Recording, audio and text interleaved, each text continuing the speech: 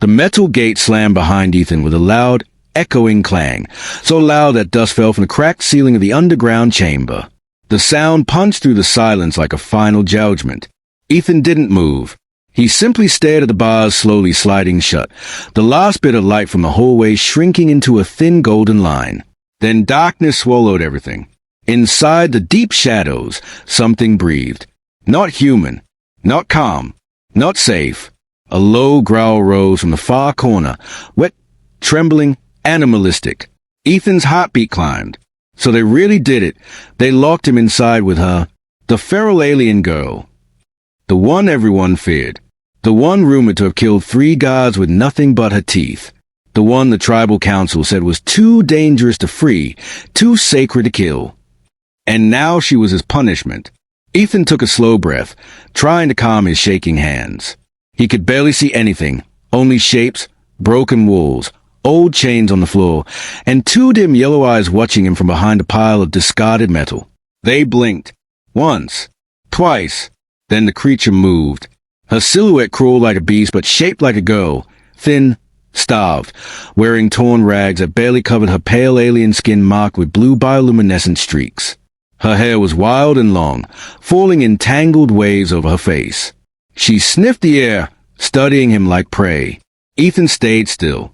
Any sudden move could make her attack.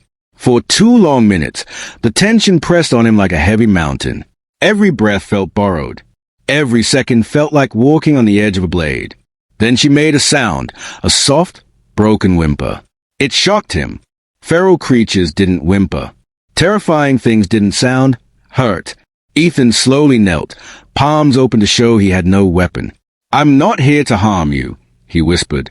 Her eyes widened, surprised by the gentle tone. She crawled a little closer, cautious, her claws scratching the floor. She was shaking, not from rage, but from fear. Ethan suddenly understood. She wasn't feral. She was terrified. She had been treated like a monster so long that she forgot how to act like anything else. He reached into his pocket and pulled out a small pack of dried fruit, the only thing they didn't take from him.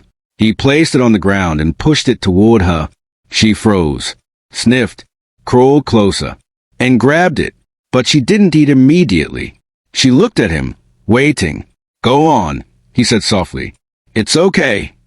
She ate like someone starved for days, fast, messy, desperate. When she finished, she let out a trembling sigh and sat back, watching him with less fear and more curiosity. The silence between them was different now. Less like a threat, more like a question. The unexpected turn. Ethan moved slowly, settling against the wall. She watched him, head tilted like a confused child. Then, after a long hesitation, she crawled close again, this time without growling. She mimicked his sitting posture, folding her legs like a human girl. Her breathing steadied. He smiled gently. "There you go. See? No danger." Her eyes softened, just a little. Then she did something unexpected. She reached forward and touched his wrist gently with her clawed fingers. Her hands were cold. Her touch feather-light. Ethan realized she wasn't attacking. She was trying to communicate. Her species used touch as language. That meant she trusted him now. But the peace didn't last. Above them, metal boots rushed down the stairs. Loud voices shouted orders. "They'll kill her," Ethan whispered, panic rising in his voice. "They think she's a threat." The alien girl's eyes filled with fear again. She knew those voices. She remembered the chains, the cage, the punishment. Her hands trembled as she grabbed Ethan's arm tightly, refusing to let go. He stood up and pulled her behind him, shielding her with his body. "It's okay. I'm here." The guards unlocked the upper chamber door but had not yet reached the bars. Ethan had only moments to decide. Run? Hide? Fight? He turned to her. "What's your name?" She blinked, confused. Then she pressed a glowing blue palm against her chest and whispered a broken sound. "Leary." It was the first word she had spoken in months. "Leary," Ethan repeated softly. "Stay behind me." When the guards finally arrived at the bars, ready to drag her away, Ethan stepped forward. "Stop," he shouted. "She didn't attack me. She's not dangerous." The captain laughed. "That creature? She ripped out a man's arm last month. Leary flinched at the words and hid behind Ethan. That wasn't her fault, Ethan said firmly. She was in pain. She was injured. And you people threw her in a dark cell like she's an animal.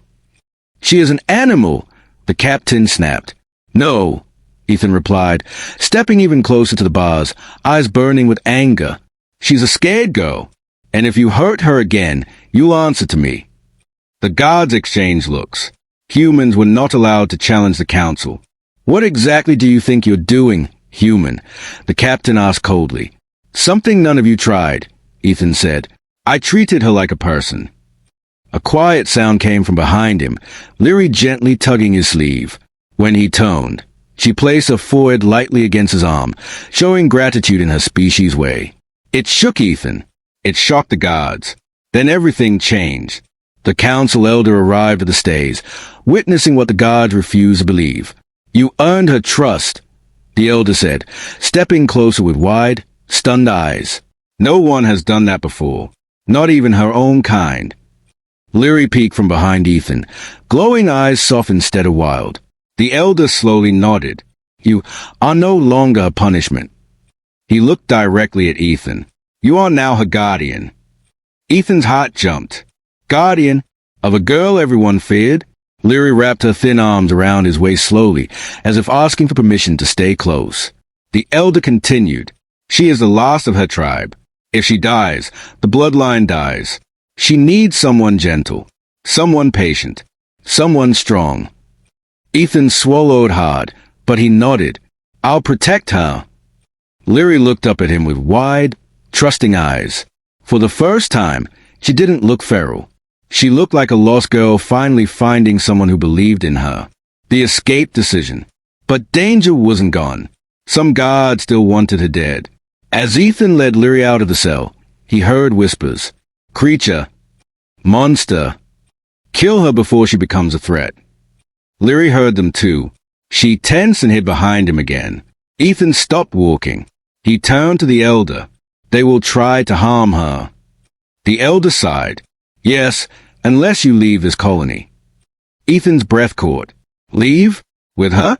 The elder stepped closer and placed a metal card in his hand. A key to the western gate. It opens only once. After that, it seals forever. He looked at Leary. Take her far away. Teach her. Protect her. Ethan turned to Leary. Her glowing markings pulsed softly. Fear at first, then hope. He whispered, Do you want to come with me? She nodded immediately and grabbed his hand tightly. That was all he needed. The final run. They moved fast through abandoned tunnels. The elder misled the guards, buying them minutes of escape time. Leary stayed close to Ethan, following his every step.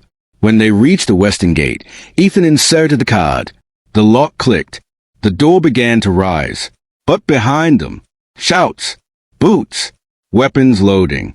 Ethan pulled Leary through the opening just as the gate started to close.